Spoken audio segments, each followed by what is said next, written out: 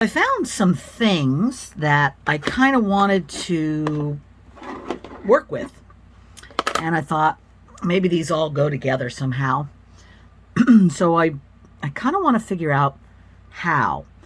When I made this, it seemed like this was right side up, but I kind of like, as you turn it around, there's something different that presents itself in each different way that I move it, which is kind of exciting.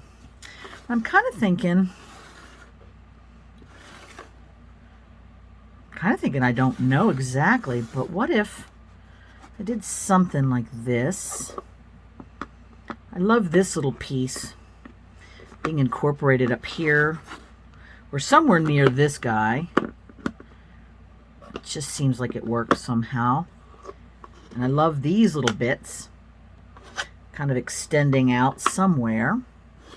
I'm going to play with this a little bit and see what I want to do, but I gathered up some other stuff, to pick up some of the different iridescent colors that we've got going on and the flower things, and of course more of the shell chips to tie this turquoise in with everything else. And then I found this beautiful glass bead I picked up in Murano. So it's a little blown hollow glass with gold leaf in it. So, that floating somewhere in this mix will be kind of fun. And then look at this. I don't know where I got this, but it's a bunch of golden coral. It's a really lightweight, kind of fast-growing coral with this golden color.